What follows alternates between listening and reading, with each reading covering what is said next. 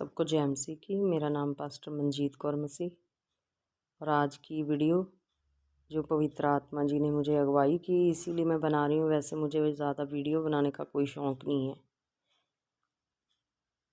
आज की वीडियो उन लोगों के लिए है जो यूं ही बिना पवित्र आत्मा की अगुवाई के उठकर जब भी दिल चाहे हमारे स्पिरिचुअल फादर मदर के खिलाफ़, खामरा भवन के खिलाफ़ बोलना शुरू कर देते हैं। तो उन लोगों के लिए स्पेशल वीडियो बनाने को परमेश्वर ने मुझे अगुवाई की।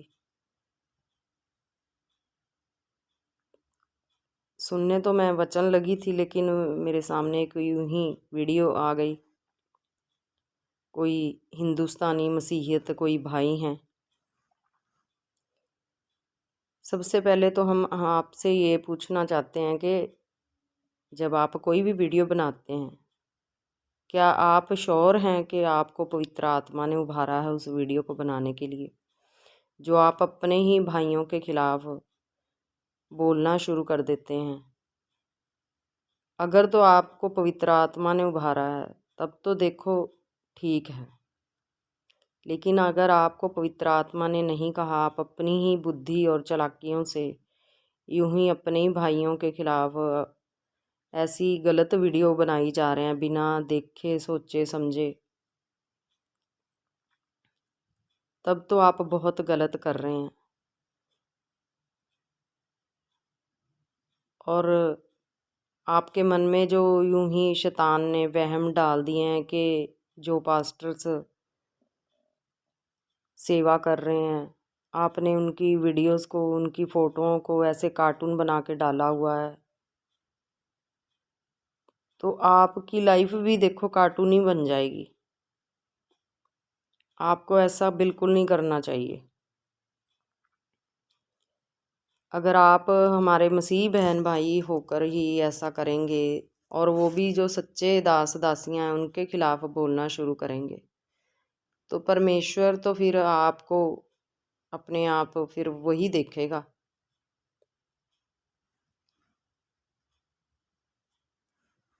इस वीडियो में आपको सिर्फ यही बताना चाहती हूँ कि सबसे पहले तो देखो, अगर आप दशमांश के विषय या भेंटों के विषय में जो बोलते हैं कि हमारे स्पिरिचुअल फादर और दूसरे जो पास्टर्स हैं जो दशमांश लेते हैं या जिनकी भवनों में लोग भेंटें बोकर ब्लेसिंग लेते हैं, तो मैं अपनी ही आपको पहले सबसे बता देती हूँ कि जो मैं खामरा भवन से जुड़ी हुई थी, जब मैं विश्वासी थी, विश्वासी टाइम में, और अब भी जब हम सेवा में कुछ समय से ही अभी मैं आई हूँ, अभी मुझे ज़्यादा टाइम तो नहीं हुआ, लेकिन मैं अपने फादर मदर की जो टीचिंग के नीचे मैं 6 साल हो चले हैं चल रही हूँ, तो मुझे अच्छे से नॉलेज है कि परमेश्वर की ओर से वचन में से भी परमेश्वर हमें कहते हैं कि हम सभी दशमांश बोएं, अपनी भेंटें बोएं, अपनी मन्नतों की भेंटें बोएं। और मैं अपनी टेस्टमनी आपको देती हूँ कि हर बार, जितनी बार भी 6 सालों में मैंने कभी भी आज तक मैं अपने फादर साहब से ऐसे पर्सनली कभी नहीं मिली हूँ, ना अपनी मदर से। तो परमेश्वर ने जब भी मैंने किसी भी विषयों पर प्रेयर की है, हर बार परमेश्वर ने टाइम टाइम के ऊपर कई तरह के बीज बोने के लिए मुझे उभारा है। दशमांश तो हम बोते ही बोते हैं, वो भी परमेश्वर की ही इच्छा से हम बोते हैं। वो हमारे स्पिरिचुअल फादर ने हमारे घर पे आकर नहीं हमें बोला, वो तो वचन से ही प्रचार करते हैं, लेकिन उभारने वाला पवित्र आत्मा है। वही हमें समय समय के ऊपर जो भी हम प्रार्थनाएं करते हैं, जो भी हम काम करते हैं, उसके अनुसार हमें बहुत कई बार छोटे बीज, कई बार बड़े बीज भी बोने के लिए उभारता है। ये मैंने अपनी पर्सनली लाइफ में, अपने जीवन में ये काम किए हैं और आशीषें और बरकतें भी ली हैं। इसलिए मैं आपको कह रही हूँ कि अगर आपके मन में ये फालतू के वहम हैं तो प्लीज़ उसे परमेश्वर की हजूरी में जाकर पवित्र आत्मा की अगुवाई मांगे कि वो आपकी गलत फहमियों को निकाल दे। हालेलुया।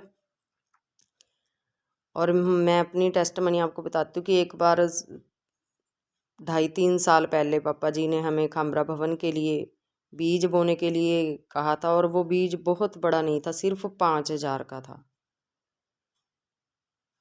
5,000 तो बंदा कहीं शॉपिंग करने चला जाता है तो 5,000 1 मिनट में लगा देता है, तो प्रभु के लिए हमारा 5,000 रुपया क्या चीज़, क्या मायने रखता है। तो उसी वक्त जब हमने वो बीज बोया भवन में जाकर, तो परमेश्वर ने मेरे हस्बैंड को 24,500 की पेमेंट के साथ ब्लेस किया उसी काम में जिसमें वो पहले थे, जिसमें वो 10,000 से कभी भी बढ़ते ही नहीं थे। तो अभी वो पेमेंट बढ़ के 30,000 के लगभग हो गई है।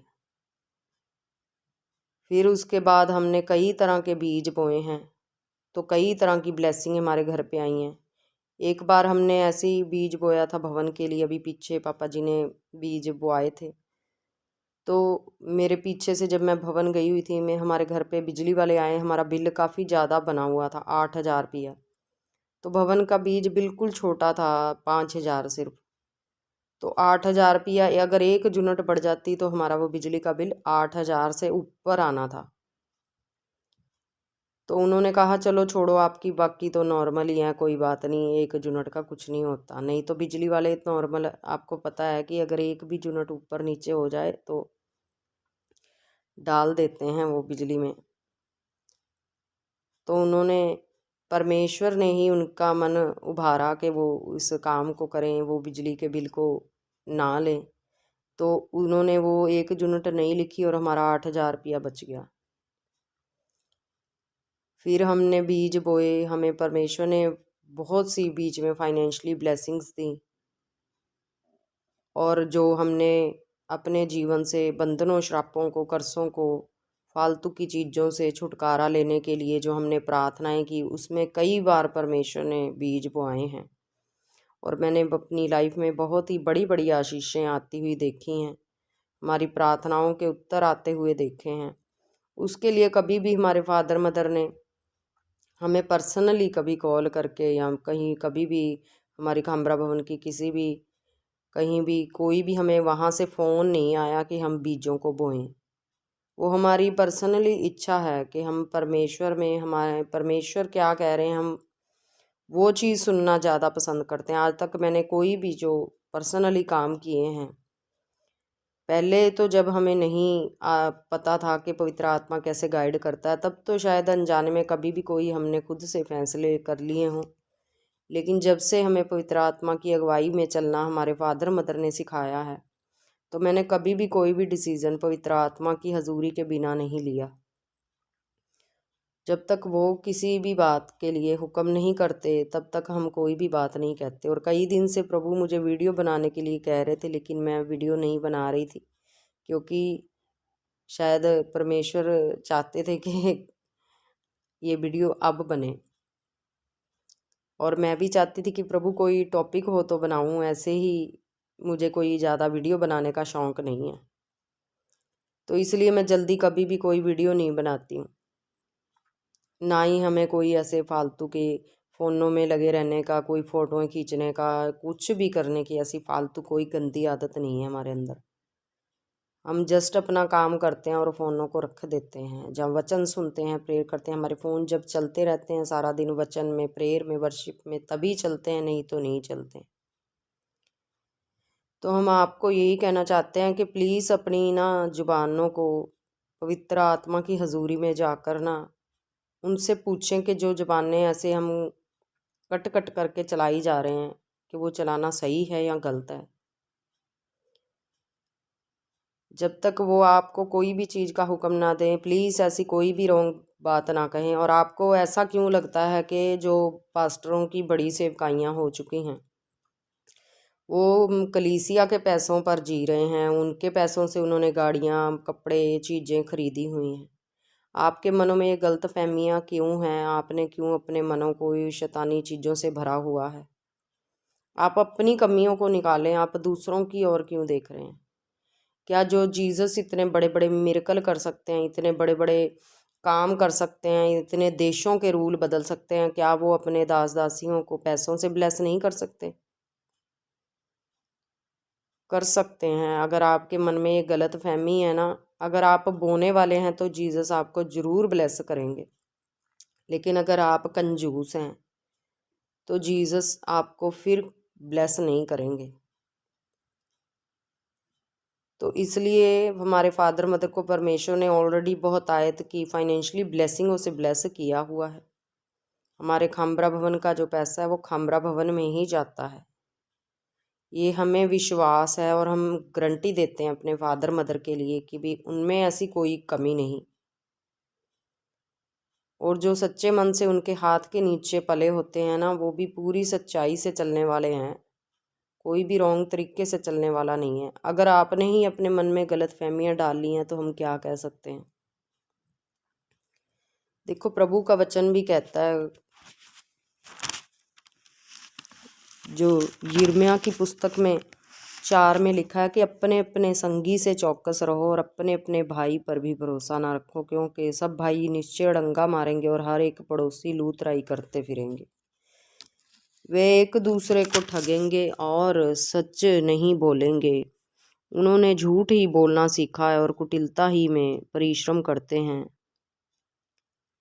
और 8 में जो परमेश्वर कहता है कि उनकी जीभ काल के तीर के समान भेदने वाली है, उससे छल की बातें निकलती हैं। वह मुंह से तो एक दूसरे से मेल की बात बोलते, पर मन एक दूसरे की घात में लगे रहते हैं। हालेलुया। तो देखो प्रभु के वचन में परमेश्वर कहता है कि अपने अपने भाइयों से चौकस रहो। तो अपने भाई जो हमारे मसीह लोग हैं, आजकल हमें नहीं पता कि क्यों उठकर बिना मतलब के बोलना शुरू कर देते हैं, बिना पवित्र आत्मा की अगुवाई के बोलना शुरू कर देते हैं। आप इस बात की गारंटी देते हो कि आपको पवित्र आत्मा ने बोलने के लिए कहा है?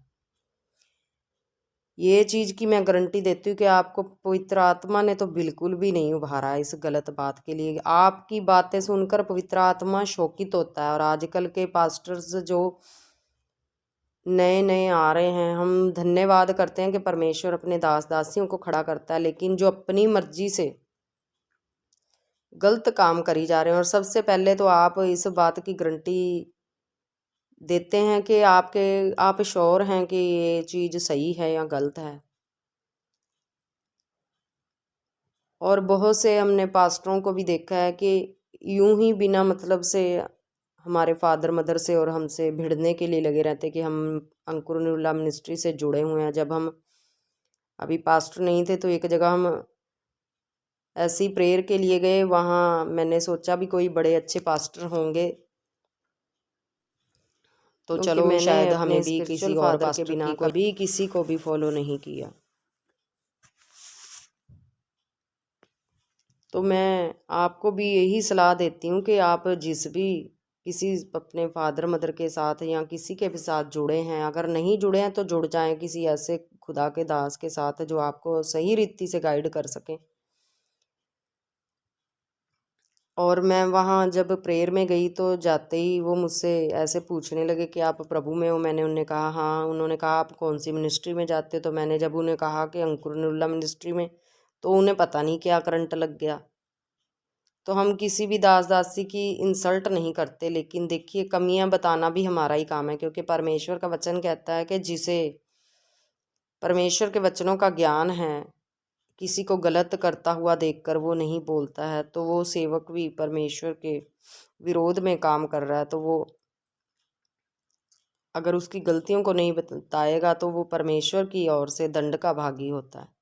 तो हमारे फादर मदर भी और हम भी यही आपको कहते हैं कि देखिए यूँ ही फालतू की बातें ना करें, हर चीज़ को सोच समझ कर परख कर और सबसे अधिक पवित्र आत्मा की अगुवाई लेकर ही करें।